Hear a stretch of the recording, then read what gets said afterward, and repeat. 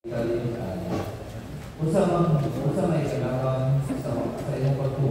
afternoon. Honey Queen. Sige na po.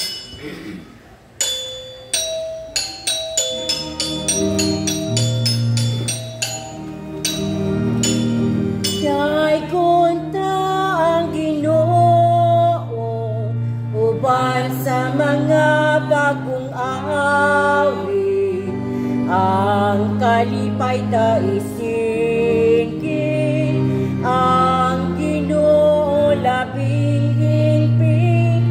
Dahil kunta ang Ginoo uban sa mga instrumento, ang kalipay ta isayaw o bulang adlaw, tugtugan na ang gitara, ipalanog na ang trompeta, ang Ginoo sa gugma, pasalamatan ta, tugtugan na ang gitara, ipalanog na ang trompeta.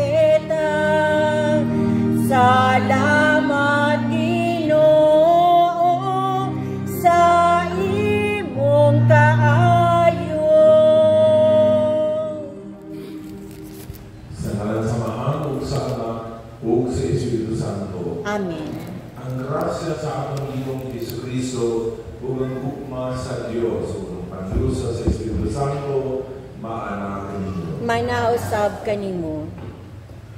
Maghiuso kita sa among mga sala, aron maandam kita sa pagsaulog sa Santos ng Misa.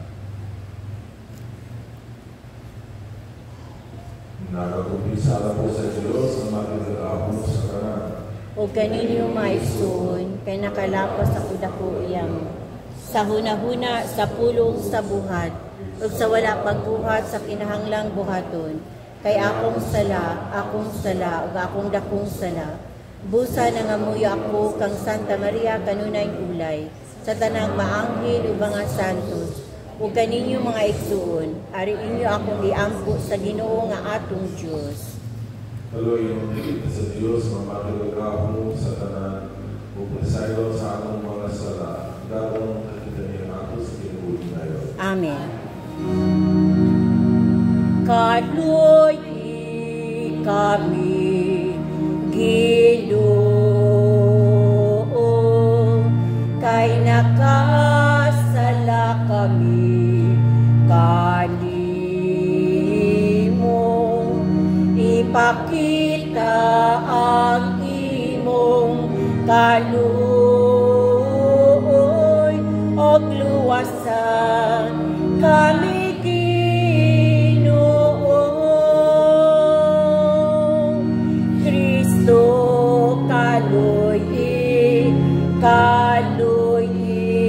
kami, Kristo kaluy kami, ipakita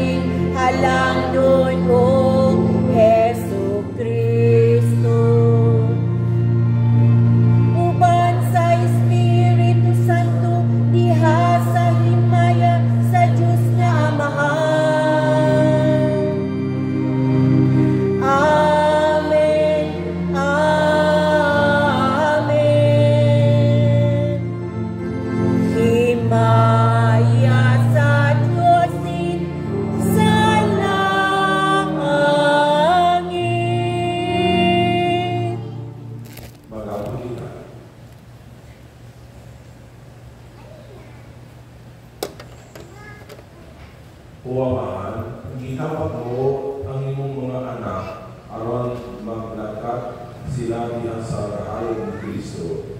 Luwasa kami sa commitment o pantay kami diha sa kasalat sa imong kamatuoran. Hindi ako ipangayo na isang ng iyong Jesu-Kristo yung anak. Mabuhay kong hari o bagay mo sa Espiritu Santo ng Diyos hanggang sa kahanggan. Amen.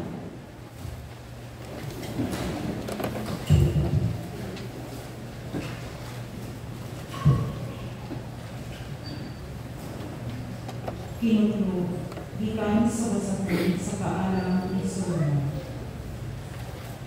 Ang Diyos wala ang muna sa kamatayon, ukon ang buhi ng mga binuhat mamatay, dili siya malipay ninyo.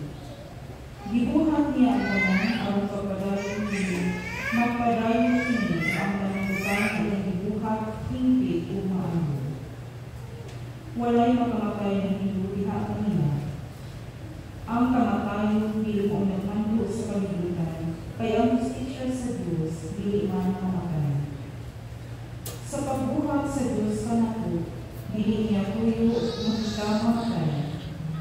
Gibuhat kita niya sana sa iyang pagwalingan.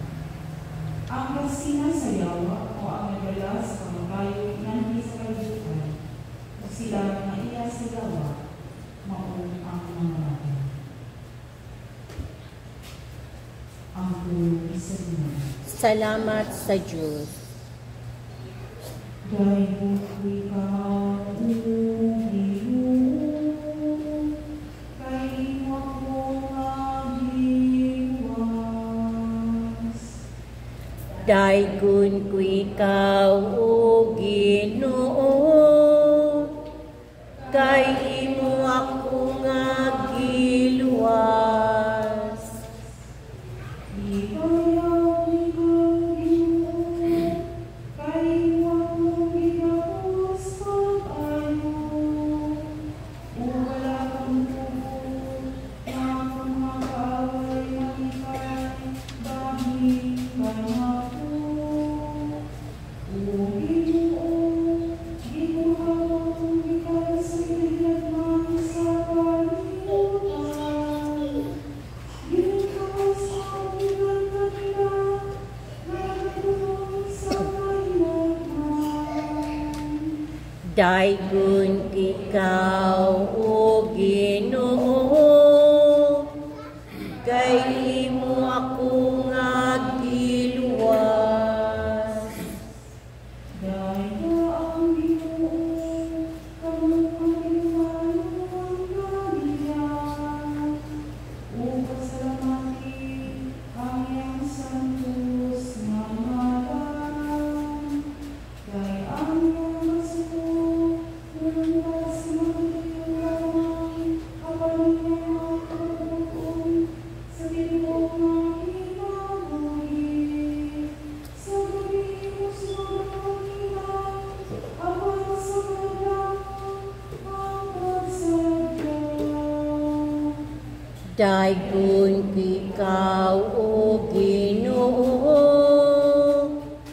kay imo ako nga giluwas. Pamati o Ginoo, o panuin ako.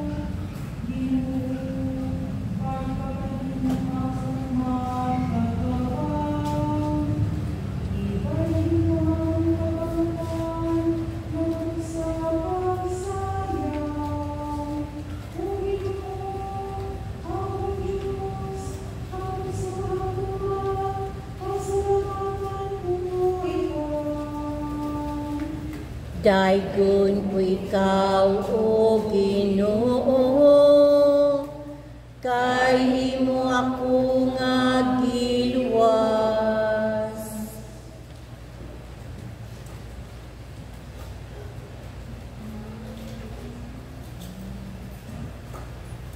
Kinunggo ikan sa ikaduhang sulat ni San Pablo ngadto sa taga-Korinto.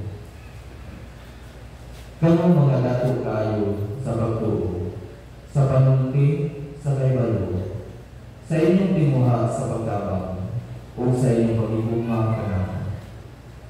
Busa buot kami nga magpaminatagon usab kamo ni pag-alagad sa luma.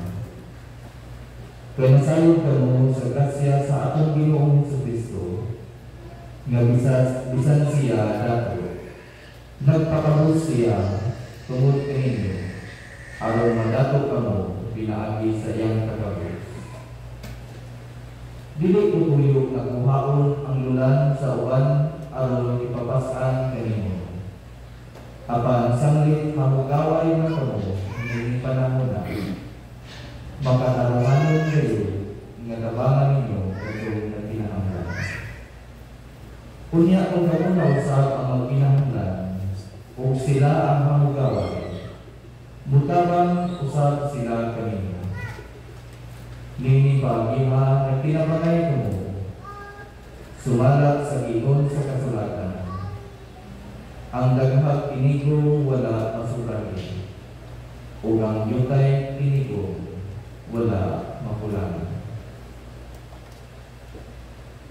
Ang pulong sa Ginoo. Salamat sa Diyos. Alleluia,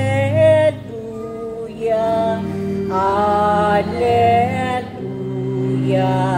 Alleluia,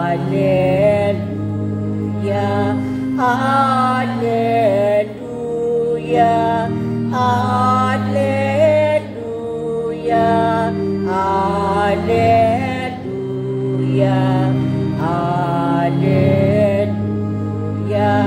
Alleluia.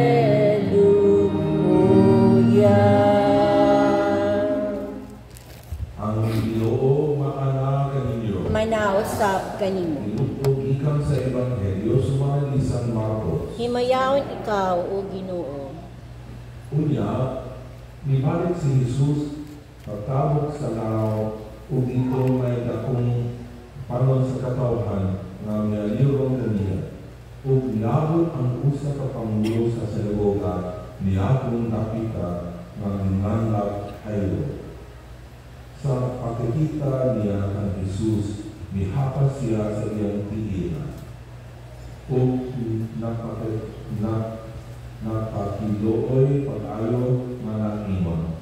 Ang akong gagmayng anak na babae na sakit ug naglisod na. Ako intawon siya ug ikapaaron ng mga ayo. Kung ihulog si Jesus kaniya, daghan kaayon mga tao niuban kaniya o tumagili nagdasok sila libot kaniya. Samtang nagsulti si Jesus nini, may mga sinugo nga miabot ikan sa balay ni Jairo o mingon kaniya.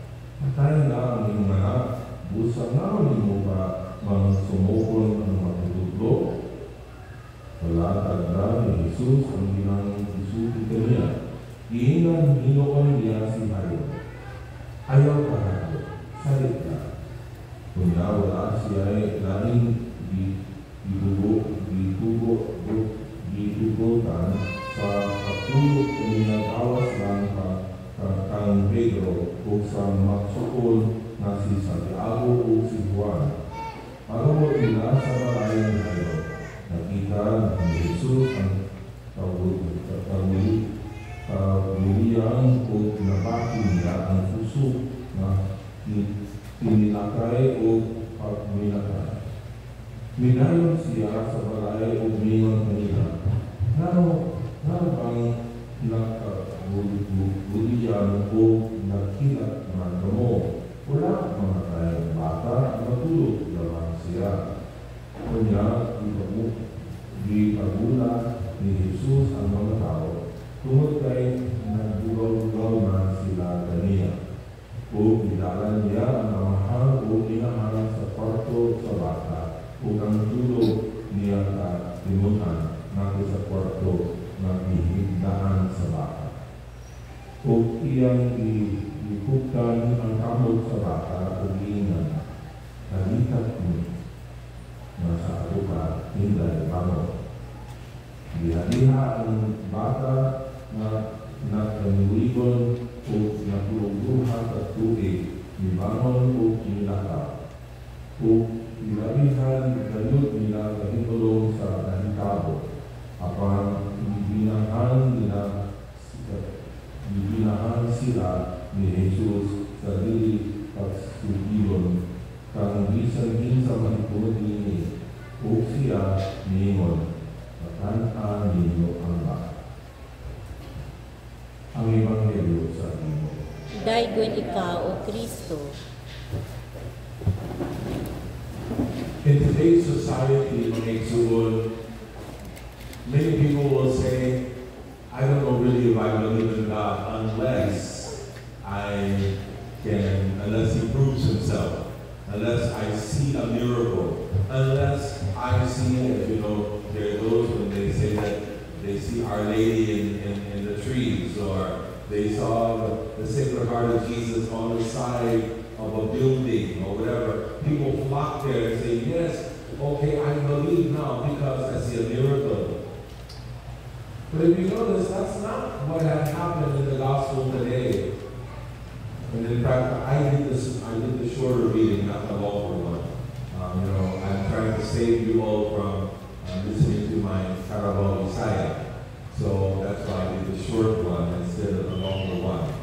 But in the longer one, we would hear before he would go to the house of Jairo, he was not bothered, but there was a woman who had an issue of blood. She had an issue of blood for 12 years. She continuously bleeded, and she went to many doctors, and no one could help her. And so she just believed. When she heard that Jesus was passing by, she believed that Jesus could do something about her problem. So immediately, it's not because she saw any miracle from him. It was not that she was a follower of him, but yet when she knew that Jesus, that he was there, he was coming, she went to him and just believed. Believed so much so that she didn't even try to talk to him. All she did was touch the hem of his garment. When she touched the hem of his garment, she was healed because she supplied the faith. In fact, Jesus said, who touched me? Who touched me? What was interesting is that the disciples said, Lord, there's so many people around you. Many people probably touched you. And he said, no, because someone touched me by faith. And because of her faith, it acted something for Jesus, his healing power, because she supplied the faith, and he supplied the miracle. And so here we have in this passage that I read, the shorter form, where he was asked by an official, or the official of the place, the synagogue, to come and touch his daughter's body. Now, interestingly enough, he was already assured. He said, come and touch my daughter because she will be healed. In one sense, he believed beyond a shadow of a doubt that Jesus could do something for her problem. That Jesus could do something for his problem, which was his daughter was sick. So again, he went to Jesus already having faith, already believing that Jesus could do the impossible. Because of his faith, Jesus said, okay, I will go. As he went to the house, as we heard, there were already, even before they even got there, there was word that came, why bother the teacher? Why bother him when your daughter, she's dead now, she died. And Jesus would not hear that.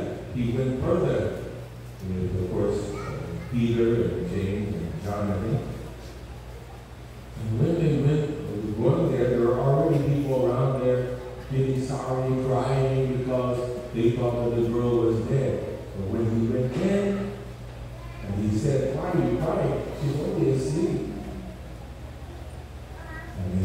picked her up and said, Talita Kumi, in that battle. And she came back to life. So what is it being said to us today in the 21st century? If there's something about just believing in the Lord, when we supply the faith, God can supply the miracle.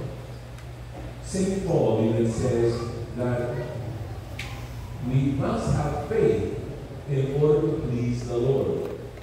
So if we want to please God, we have to have faith.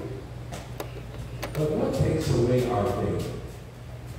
Sometimes our emotions. Sometimes when we are also very impatient. Oh, I'm sure we are all impatient in some way. We have this McDonald's, which I love McDonald's Jollibee mentality. You know, when you go to the drive-thru, we have a drive-thru there in Pagdilanan for both Jollibee and both McDo. Really easy. You go to one place, you order the food. You go to the next window, you pay the money. After that, you go to the next window and you get your food. There's 1, 2, 3, there. Well, that's what we want of God. We seem to even just say, Lord, I want you to do this, okay? Maybe I will give an offering in church, and therefore I expect my miracle to happen right now. But God does not think that way. In His own time, in His own way, He will provide for us. He will take care of us. It might be even years. But the problem with many of us, we're impatient. And so when something happens and we don't understand, it's very easy to surrender and say, I don't know if I believe in God any longer. I mean, I've seen this, I've heard this with someone who lost their wife. The wife died. Then the husband said, I don't want to go to church. I don't want to pray. I just don't believe in God anymore. Why? Because my wife, I've been married to for 30 years. Now she was taken. And why did the Lord do that? We don't know. But the thing is that you don't lose your faith over that. Even tragedy happens. All of you know about the tragedy that happened only the last Friday or the other day in the cave where these children were there swimming. And I think there were 4 children. And one girl was stuck under there, and then her brother tried to get her out, was able to free her, but then he died. It's a tragedy. It's a real tragedy. We're all sad about that. And we don't lose faith in God. We cannot say there cannot be a God because He did not intervene. We don't know. His thoughts are higher than our thoughts. His ways are beyond our ways. Our duty is always to offer the sacrifice of praise to Him, to worship Him in good times and in bad. Our job is to believe that He still can do the impossible. Just because something didn't happen the way we wanted doesn't mean that He doesn't exist and that He's not worthy of praise. And so, my dear friends in Christ, this is a challenge for all of us, whether we are experiencing good times or bad, that we are to be men and women who know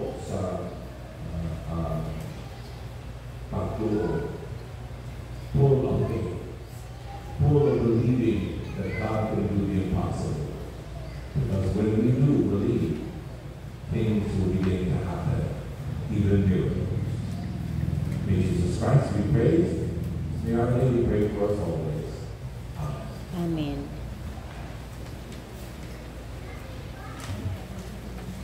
Nagatuo kami sa Diyos sa nama ng mga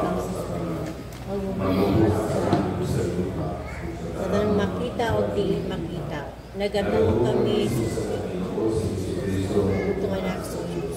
Di anak sa samahan sa wala pa'y katuligan. Diyos ikan sa Diyos kahit na sa kahayag. Matuod na Diyos ikan sa Diyos na matuod. Di anak di binuhat usa kinaiya samahan. Pinaagi kaniya na himo ang tanan. Tungod ka nato mga tao alang sa atong kaluwasan. May kanaopsig ikan sa langit. Sa lang sa Espiritu Santo, nahimo siya manilawas ikan ni Maria na ulay na himong tao. Tungod ka nato sa krus sa sugo ni Poncio Pilato, nanganto siya namatay iglugo.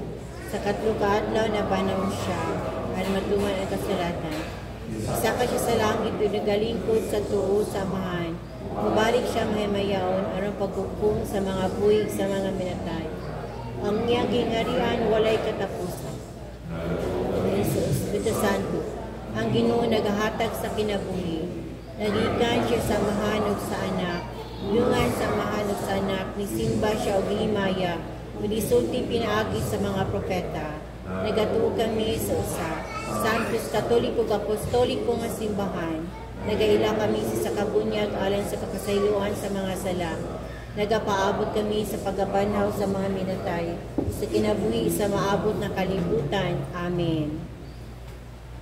Ito kita sa usap ng Diyos na mibuhat na nato alang sa kinabuhi. Masalibot kita mudara niya sa tanan natong mga kasakitan o mga pag-antos o moyon kita. Ginoo dungga ang among pag-ampo. Ginoo dungga ang among pag-ampo. Nang simbahan ng padayon sa kaluoy, pinagi sa pag-amuma sa mga masakiton, dinaw-daw kapos pumaluyano, mag-ampo kita. Ginoo dungga ang among pag-ampo. Nga kalibutan magagawas na sa katutog sa kalanong paggawas o pagkalag. Ang mga simbahan may kalayahan, kapag may akong simbahan na sa gawato, mag-ampo kita. Ginoo dungga ang among pag-ampo. Alang sa paglawig sa pagtuo, isip usap sa simbahan, upang ni Padre Joseph, masinati na to si Kristo pinagi sa paggamay ng simbahan ng Katolika. Mag-ampo kita. Ginoo dungga ang among pag-ampo. Nang ipangandoy nato ng kalinaw alang sa tibuok kalibutan, at umalanat din ako sa Ginoo. Mag-ampo kita. Ginoo dungga ang among pag-ampo. Nang walay nakapusang kahayag sa kaluwasan, magkantag kanila ng namatay. Mag-ampo kita. Ginoo dungga ang among pag-ampo. Sa inunahan kanimo nagsukat ang among pagkaniya karon. Gikan kanimo ang tanan nga maayo.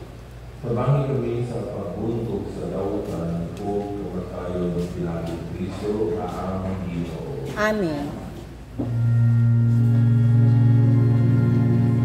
Ginoo, ania ako buot mo hadlay. Ginoo, buot akong magpasalamat. Gikan sa kadaghanan, gipili mo ako, bililhong kasa ang pagtawag mo.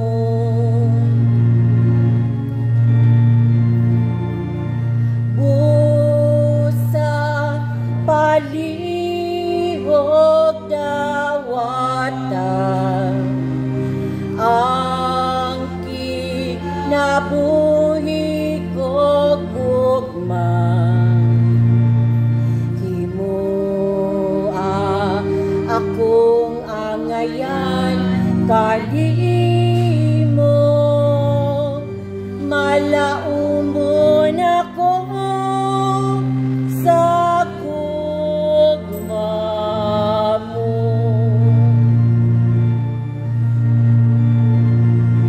Busa palihog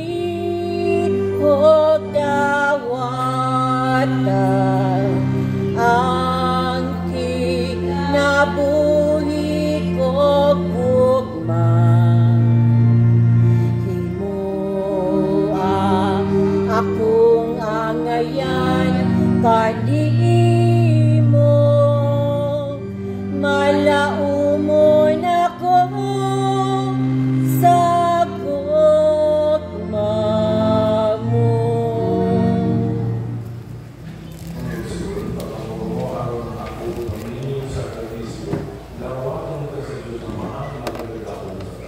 Idawatan ta sa Ginoo ang sakripisyo gikan sa imong mga kamot, alang sa pagdayeg paghimaya sa iyang ngalan, alang usab sa atong kapuslanan sa tibok niyang santos nga simbahan.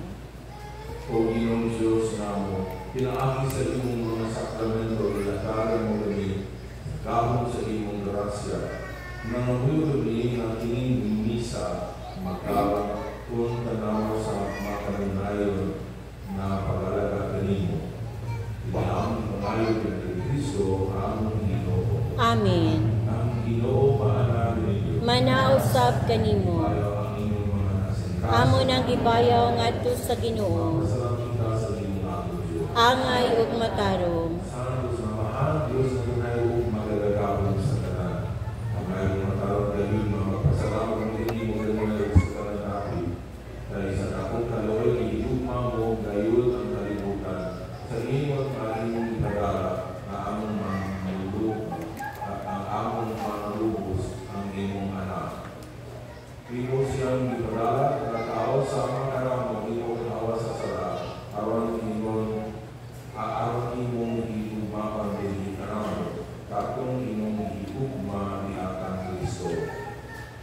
Diusikan namo ang imong mga gasag sa grasya, pinahi sa among pagsupol, apan nahiyuli kini kanamo, pinahi sa pagsupol sa imong anak. Kung sa pagmamasamanahan ng mga santos sa langit, nagasang nga kami sa iyong lumaya, buyog sa ilang walayan mo, mga katao.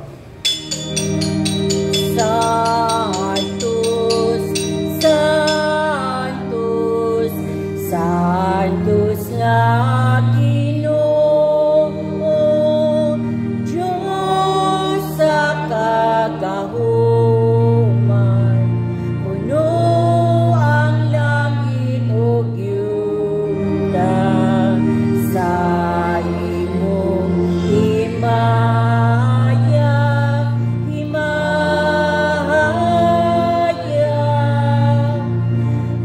Hosana, Hosana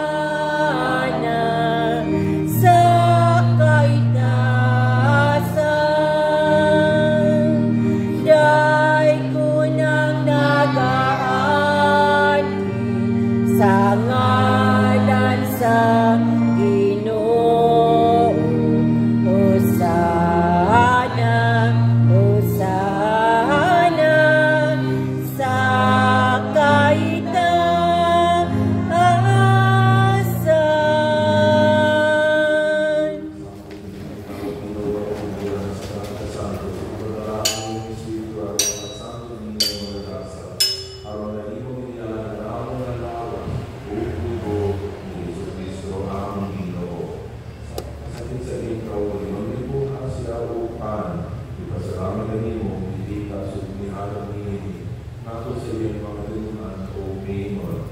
Dawa ko hindi niyo matararukan ka, kahit hindi mawang akong lawas na duyan alam ninyo.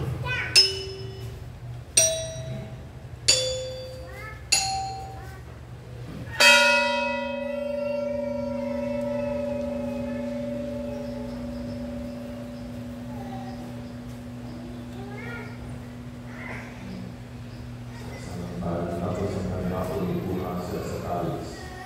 Salamat rin mo pag-usap ni Hatag ni Ido natin sa iyong mga pinunan o niyo. Dawa ko niyo kanino ko ang nadaranitan ni Ido dahil kini bawang kali sa aking dugo. Sa pag-uog ko na nagkasabutan, ang dugo ng Ido ang Ido kalang sa banang mga tao, aron ng mga salamat sa iyo. Buhat kini aron paghandog ka na.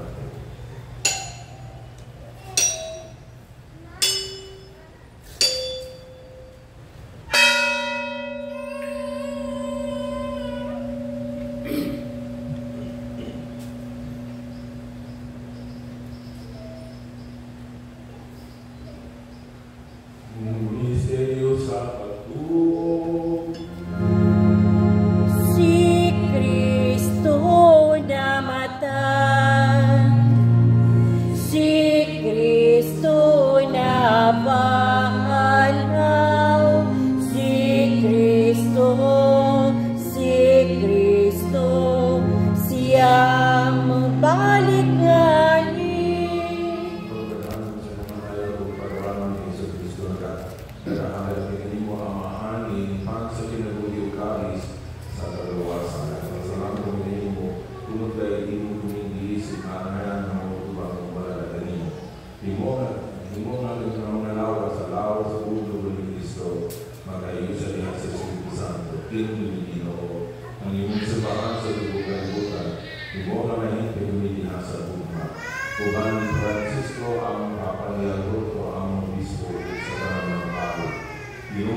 usap ang among mga igsuunan ng mga kainuulugan mo banaw sila kung ang tanan ng mga kaibihan sa imong kalaroy. Dala sila tanan sa pagsugot sa kahayag sa imong tao. Tuloy yung tanan mo kaming angayan na makakal sa imong tunay. Ugaling Maria, na anak ko sa Diyos sa iyong panang. Ugang sa mga apostol sa tanan na mga santo sa resuman sa imong kagugunan natin sa daligan. Ugang kanila ako ikaw kadayon, ugang ako ikaw na hinayaman ang pinaangin ni Yesu Cristo imong anak. Pinangin niya ang kanyang ginagawa na nakalimutan lang na amahan. Binasa tayo sa Espiritu Santo, ang tanang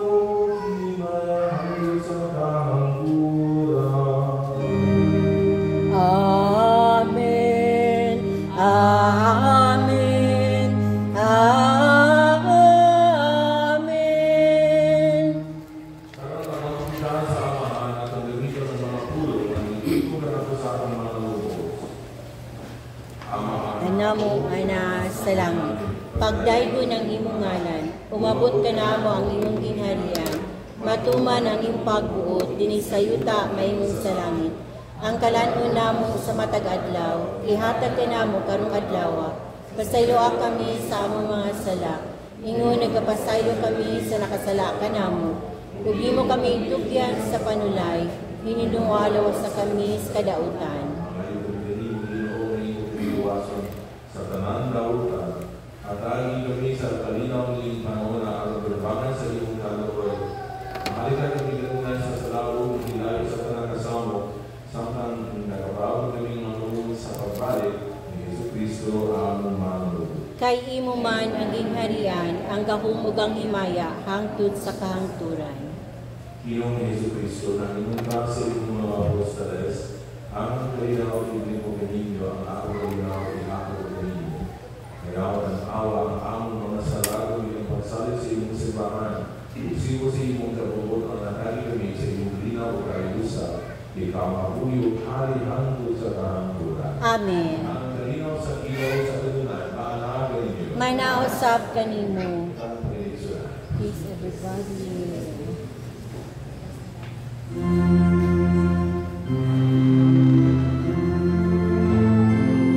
Cordero sa Diyos nga nagawagtang sa mga kasalanan sa kalibutan, maluoy ka kanamo.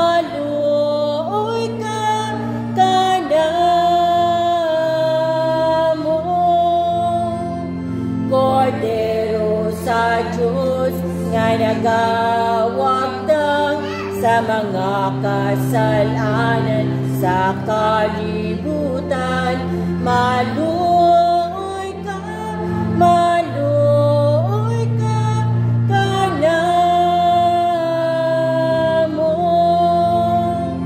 Cordero sa Diyos nga nagawagtang sa mga kasalanan sa kalibutan, hatagi kami sa kalihinaw.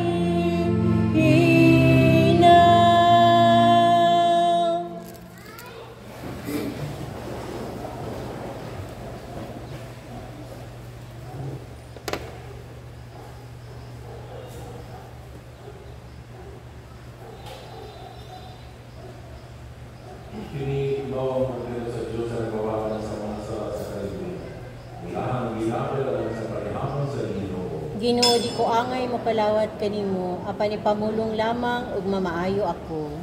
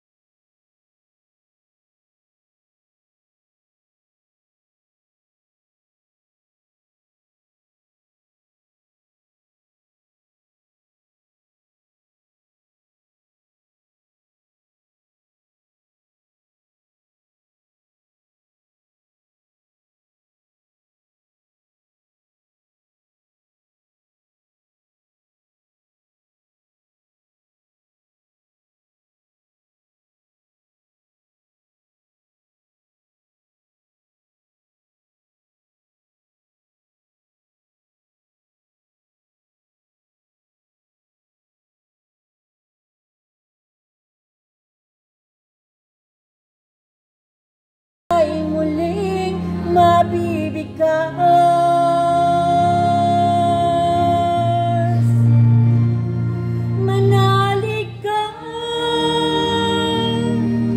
tuyuin ang luha sa mga mata. Hindi siya panaginip, hindi sa isang pangarap, siya'y buhay. Manalig ka.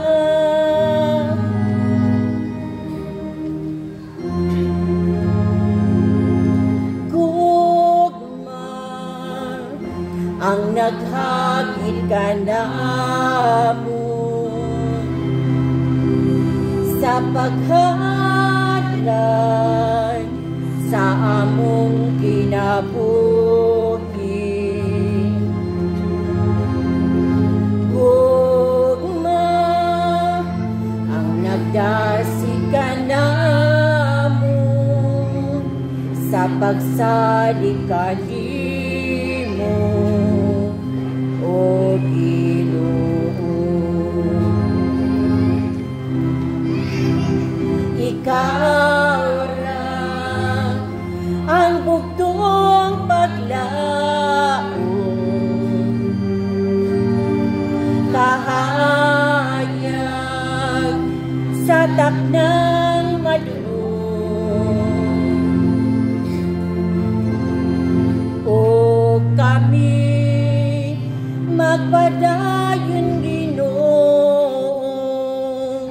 sa pagsilbi kanimo, sa pagtuon.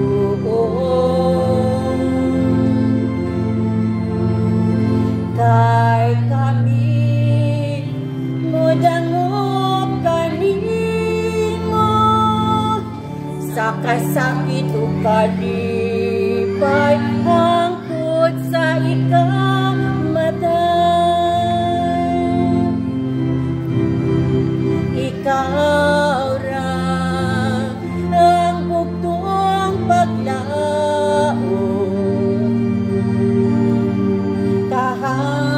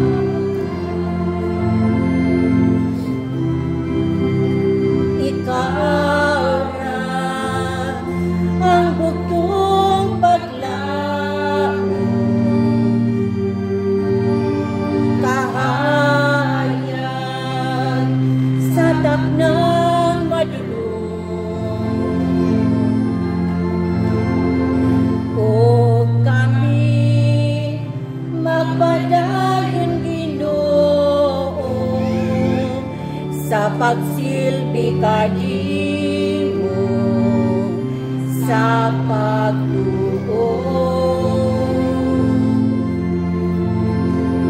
Kay kami modangop kanimo sa kasakit o kalipay, hangtod sa ikamatay.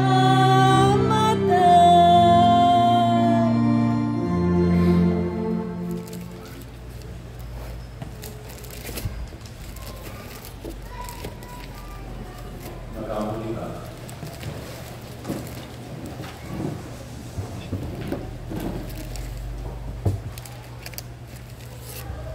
Ang Ginoo, inyong Eucharistia ko sa kalawat, magpaambit ko rin kaganamo sa imong kinabuhi o magtabang kanamo sa pagkalat sa imong bukmangan sa kalibutan. Hindi ang ipangalan ng Kristo ang Ginoo. Amen.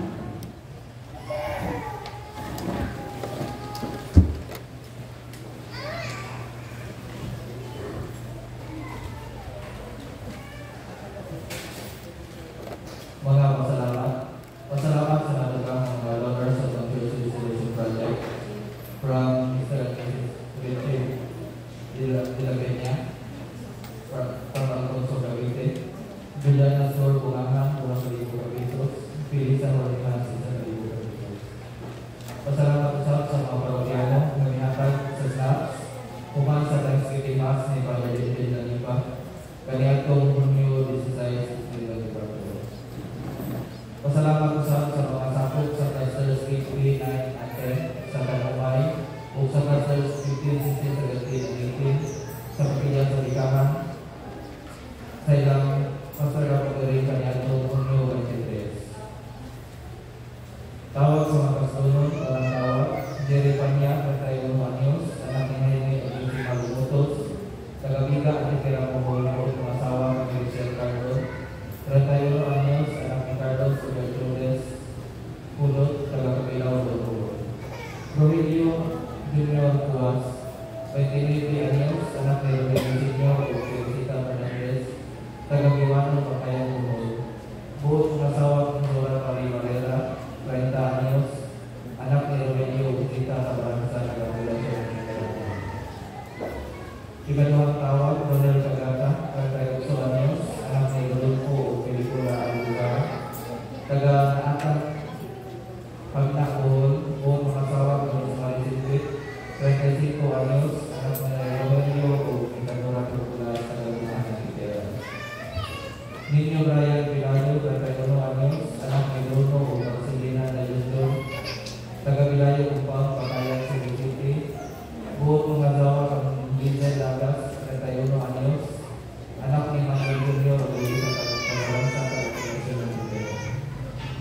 Jerry Malacote, 27 anyos, anak ni Rodrigo o Gloria Apo, taga-Makaso o Tikira Bugol. Buot ng asawa ng Gladys Bugas, 21 anyos, anak ni Eloso o Elizabeth Silon, taga-Loro, Lorigas po.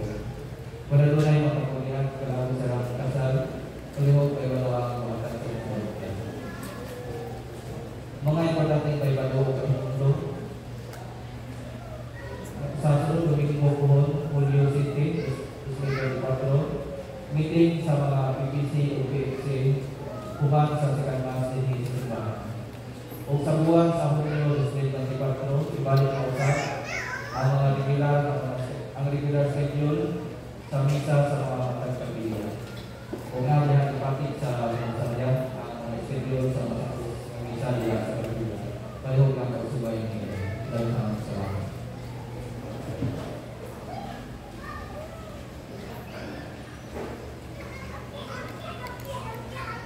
A week ago, we had our clergy meeting. In the clergy meeting was brought up that during the time for COVID time, remember we did not have holy water. We eliminated holy water because we thought Suguru maybe you can get it through the water. And we also encourage people to only receive communion in the hand. Right? So this is what we had asked before. Now COVID is gone, and many of the priests were concerned because sometimes there are those who do not understand about the Eucharist, and sometimes they receive in their hand, and they've got many particles in their hands. And so even the bishop even said that he wants us priests to encourage our people to receive communion on the tongue. However, it doesn't mean that you cannot receive in the hand. Kung gusto niyo, if you like to receive in the hand, pwede, but he's just encouraging, maybe we all should go back to receiving on the tongue. So if the minister or the priest says, "Alabas de Cristo," you don't do this, you say, "Amen," and extend your tongue and receive your communion. But if you want to still receive on the hand, pwede. But again, I want to encourage you not to say, "Alabas de Cristo," "Amen." All the way down, It should be up so that you will be able to place it on your hand instead of all the way down. So again, if you receive communion in the hand, it's out here. And for the mga bata, the children, let's encourage them to receive on the tongue, especially the children. But all of us, if we receive communion on the tongue, it's fine. But again, if you want to receive on the hand, pray it. So just make sure that it's very reverent.